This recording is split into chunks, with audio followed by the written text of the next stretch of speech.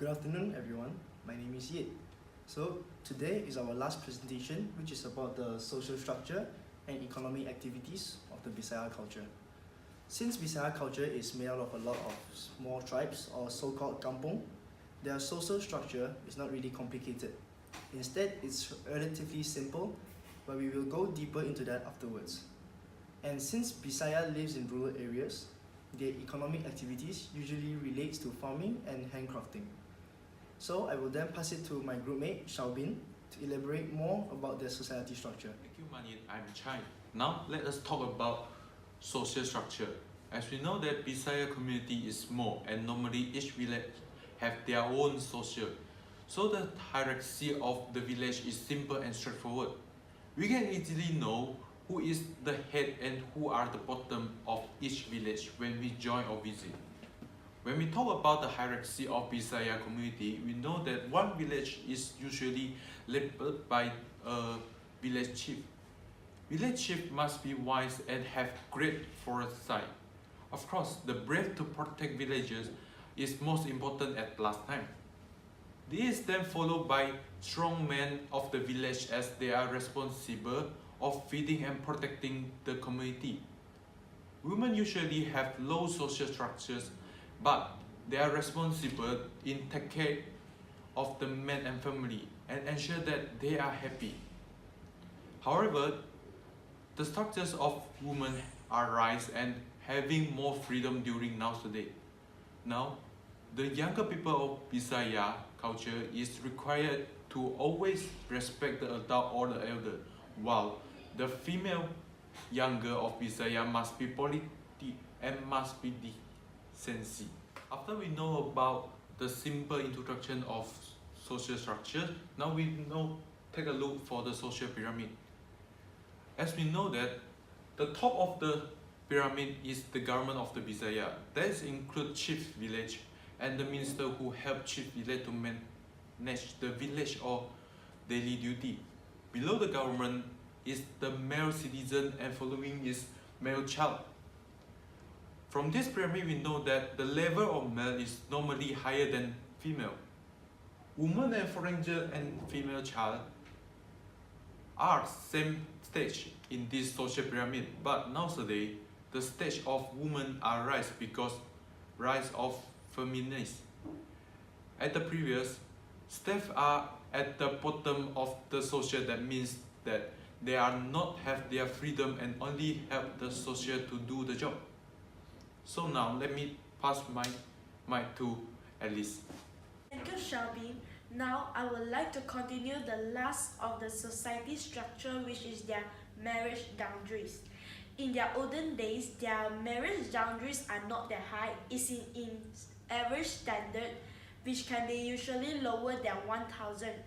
In 21st century, the history changed. If anyone wants to get married with Bisaya female, the boundaries for the marriage can raise up more than 6,000. Sometimes can even cost until 10,000 barrier, which can cost more triple than the olden days. Before their marriage ceremony begins, the female will get the dowries payment 1 month before the ceremony and engagement day. It is the traditional way to exchange wedding trays and put on wedding rings. Now I would like to end here and pass it to Jason to continue more about economic. Thank you, Alice, and I'm Jason. Today my contents are about economic activities of Bisaya. All the economies activities is to let them earn incomes and allow them to improve their lifestyle. Cultivations of maize, irrigate rice and sagu plantations are three major economic activities that most of the Bisaya peoples are doing it due to the excellent geography locations. There is also some minor economic activities like selling handmade handicraft like bracelet, songket and dedicating. All those items can represent Bisaya, and lastly is fishing activities. Now I will pass it to Loy to explain in detail about the economic activities for Bisaya. Thank you, Jason. Now I'm going to explain economic activities about Bisaya in more details. In their ethnic cultures, their culture is unique because they differ from other ethnic groups. One of the Bisaya ethnic culture is the socio-economic aspect of the society, where they have the skills on Sabah and Sarawak, Borneo's land in agriculture, such as planting rice, ginger, gooseberry trees, turmeric tubers, bananas, coconuts, fruit trees, cultivating pepper, and etc. They are also proficient in hunting wild animals in the forest to eat. They also breed poultry, ducks, geese, goats, buffaloes, cows, and other animals as foods. Farmers are the main skills and the greatest contributors to moving the economy of the Bisaya community, especially around Beaufort. Coupled with the appropriate geographic conditions and structures, enable various activities to be carried out. Along the way across the location of the village around Beaufort highlight the industry. It is safe to be left and right the roads are green alternating to a bungalow.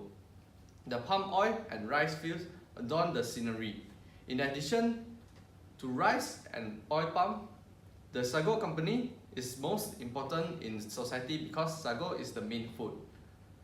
On sago as a routine feed allows the sago manufacturing industry to grow rapidly with changes to the process of traditional manufacturing to the use of advanced machines that can produce more to meet demand not only in Beaufort but also throughout Sabah.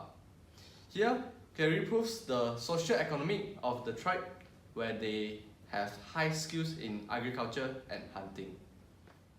Now I'm going to pass it to Manit to make a conclusion for this whole topic of Bisaya. Thank you, Loy. So right now it's time for the conclusion. So first of all, I would really like to thank my groupmates for doing such a good job on the last presentation. So to summarize everything about Bisaya culture, we know that they live a minimal lifestyle and they only take what they need instead of abusing their nature and also their resources. They like to dance and sing, and from here we can see that they are carefree. They also hold their culture strongly by not giving up or forgetting their tradition, and will pass on the legacy to the next generation. Their religion gives them moral support so that they can stay on the right path and not stray away. Well, we have learned a lot by doing research on this culture and would really like to thank our lecturer for giving us this chance. Thank you so much.